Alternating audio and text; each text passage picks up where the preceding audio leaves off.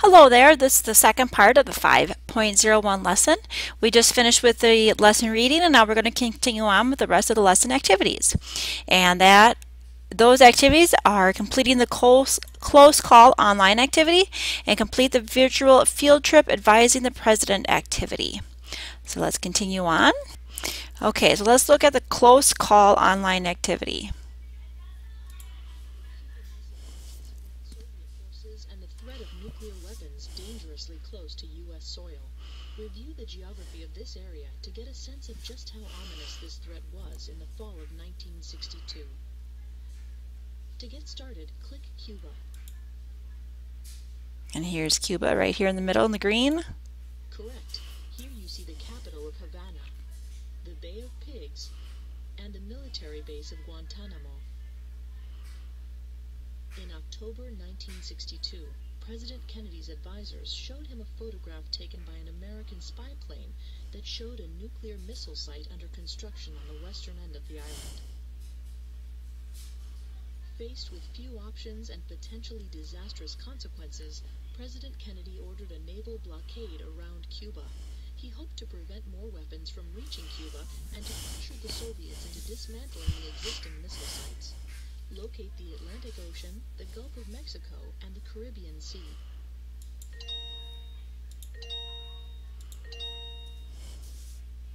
Two nearby countries located on the island of Hispaniola also felt the Soviet threat. Click on the island of Hispaniola to see the countries of Haiti and the Dominican Republic. To the south of Cuba, the former British colony of Jamaica also watched and waited. Locate Jamaica. With the U.S. mainland only 90 miles away, nuclear missiles in Cuba were a real threat to the United States. Click the part of the United States that appears on this map. What state is closest to Cuba? Florida. By the end of October, the Soviets backed down. They agreed to remove their missiles from Cuba in exchange for an end to the blockade and an American pledge not to invade Cuba. And that is the end of that activity. Okay, then we're going to go on to looking at the graded assignment. Advising the President. The Cuban Missile Crisis lasted for a relatively short period of time, but had the highest possible stakes. The United States was on the brink of a nuclear war very close to home. President Kennedy would call on a number of close advisors to help guide him through the crisis. Imagine that you were one of President Kennedy's advisors. You will need to check various resources to answer questions to help him make decisions about how to handle the crisis. To complete this activity, print the graded assignment sheet and follow the directions on it. You will also need to visit the following websites. Okay, so let's look at our graded assignment sheet. And here we go. Okay, so this part is what we just read, so with the second paragraph. Imagine that you are one of President Kennedy's advisors. You will need to check various resources to answer questions to help him make decisions about how to handle the crisis. Visit each site in the JFK Presidential Library Museum as stated below and respond to the statement or question. So the first one, the world on the brink. JFK and the Cuban Missile Crisis. Read the first 4 paragraphs and then write a 2 to 3 sentence statement summarizing the situation Kennedy faced. So let's go to World on the Brink. That's his first website. And it says read the first, how many paragraphs was it again? 4. Okay. At 8:45 a.m. on October 16, 1962, National Security Advisor McGeorge Bundy alerted President Kennedy that a major international crisis was at hand. 2 days earlier, United States military surveillance aircraft had taken hundreds of aerial photographs of Cuba. CIA analysts working around the clock had deciphered in the pictures conclusive evidence that a Soviet missile base was under construction near San Cristobal, Cuba, just 90 miles west from the coast of Florida. Not west, just 90 miles from the coast. The most dangerous encounter in the Cold War rivalry between the United States and the Soviet Union had begun. This website steps you through the crisis one day at a time. You will see the events unfold from one day to the next, with historical documents revealing the true history of these 13 days in October. You'll see intelligent photos that the President acted upon, read the correspondence between the White House and the Kremlin, and listen to Kennedy's speech to the American public about the historic events unfolding in Cuba. So we click here to begin the 13 days.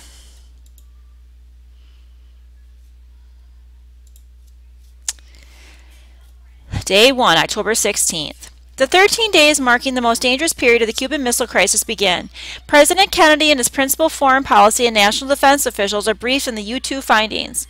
Discussions begin on how to respond to the challenge. Two principal courses are offered, an airstrike and an invasion, or a naval quarantine with the threat of further military action. To avoid arousing public concern, the President maintained his official schedule, meeting periodically with advisors to discuss the status of events in Cuba and possible strategies. And we see several documents here. Page from Kennedy's official schedule, map of showing the full range of the nuclear missiles, and here is the satellite images of the missile bases under construction. Continue to day 2. American military units begin moving to bases in the southeastern United States as intelligence photos from another U-2 flight show additional sites and 16 to 32 missiles. President Kennedy attends a brief service at St. Matthew's Cathedral in observance of the National Day of Prayer. After he has lunch with Crown Prince Hassan of Libya and then makes a political visit to Connecticut in support of Democratic congressional candidates. So he's just trying to kind of keep appearances up as normal. Okay, so those were the first few paragraphs in this website. So now try to summarize the situation that was going on. What was the heart of the matter with the beginning part now of the Cuban Missile Crisis? To go through and summarize the events that were happening. And you will want to go back to the beginning, even before that, and to read what's going on. What did they find? He was alerted. What did they find? And then what was happening? Try to summarize that in a few sentences. Now we'll go on to the next question. Theodore Sorensen's memorandum, October 18th, 1962. What were the possible courses of action as seen by President Kennedy's advisors? Answer the questions as you read through points 1 and 2. What 3 types of military action could be taken? And what political action directed at Khrushchev could precede military action? Okay, so let's go back to where we were. Actually back to the lesson. And I would encourage you to look through the rest of these websites when you have a chance, because they're very interesting and it does give you a good summary, a good representation of what was going on. Just understanding how tense those 13 days were. But now we're going to go to the second website, Sorensen's memorandum.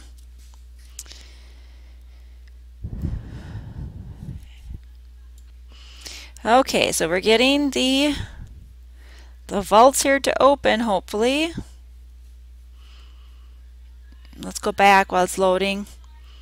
The possible courses of action as seen by President Kennedy's advisors. Okay, let's go back. And we have to magnify the document here. So we're going to zoom in, and you can just grab to move it around. And it says 2 big questions must be answered in conjunction with each other. Number 1, which military action, if any? And the one is limited airstrike. And then these names here are just the people who were supporting these different ideas. Here, let's read the summary of Executive Committee meeting first. Theodore Sorensen summarized an October 18th, 1962 meeting with President Kennedy and his national security advisors. His notes outline options for removing the missiles from Cuba. Eventually, the President imposed a naval blockade on the island. Okay, so some of the military actions was a limited airstrike, fuller airstrike, a blockade, and invasion. So what was our question again? What 3 types of military action could be taken? So what were 3 different types that could be taken? That's answered here in part 1. In part 2, going along with our question, what political action directed at Khrushchev could precede military action? Should political action, in particular a letter of warning to Khrushchev, precede military action? And then there's a saying, if it If it's a blockade or invasion, yes, you should have political action first. If airstrike, people that say yes, no, undecided. So should political action, in particular a letter of warning. So what kind of political action are they talking about? They're talking about a letter of warning to Khrushchev. So going back, what political action? That's your letter of warning. Number 3, a letter to Nikita Khrushchev from Fidel Castro. Cuban leader Fidel Castro responded to the threat of an invasion with a letter to Khrushchev. What did Castro say about Cuban morale? Fill in the blanks as you read through paragraph 2. So we have to find that website. So this is this last one here. And as it loads, we look at the letter. Oops, there we go. Let's close that down. And you will read through the letter and find where it corresponds. The Cuban people morale is. So where do we find that on the website? Okay, given the analysis of the situation which have reached us, consider attack to be most imminent within the 4 hours. Okay, continuing on, we're skimming to try to find where it says the Cuban people. Here we go. You can be sure that we will resist with determination whatever the case. The Cuban people's morale is extremely high and the people will confront aggression heroically. And then just continue on and you fill in through paragraph 6, looking there in paragraph 6, 1, 2, 3, 4, 5, 6. And in this paragraph, you just fill in the blanks. Follow the letter and fill in the blanks. Okay, now back. The world on the brink. John F. Kennedy and the Cuban Missile Crisis, October 22nd, 1962. Okay, so we're going to go back to this one, but we're going to go to, what day was it again?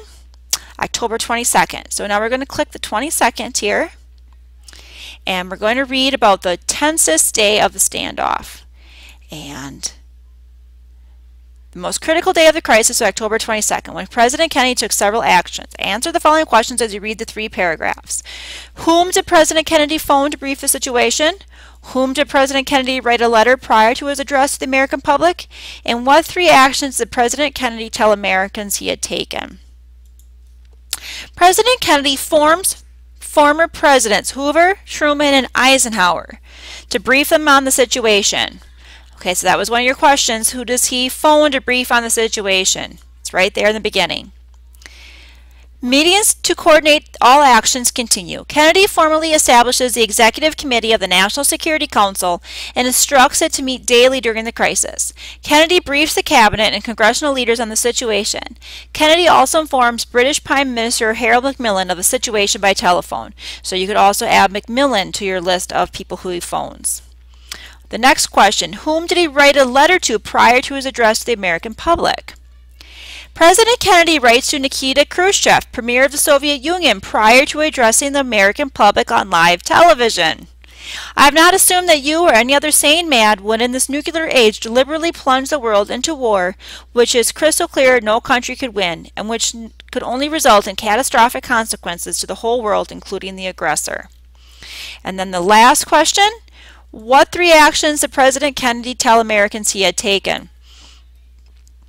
At 7 p.m., Kennedy speaks on TV, revealing the evidence of Soviet missiles in Cuba and calling for their removal. He also announces the establishment of a naval quarantine around the island until the Soviet Union agrees to dismantle the missile sites and to make certain that no additional missiles are shipped to Cuba. Approximately 1 hour before the speech, Secretary of State Dean Rusk formally notifies Soviet Ambassador Anatoly Dobrynin of the contents of the president's speech. So what does he tell the American public? It's all here in this paragraph at the end. And that is the last question on your 501 graded assignment. So hopefully that will get you started, get a good start on your assignment, and be able to finish all those parts up and get it submitted to the 501 Dropbox. Okay, going back now to our lesson. Okay, so you needed to work on that, complete your graded assignment, and that is the end. So that is the end of the 5.01 lesson. Hope you did well on your graded assignment.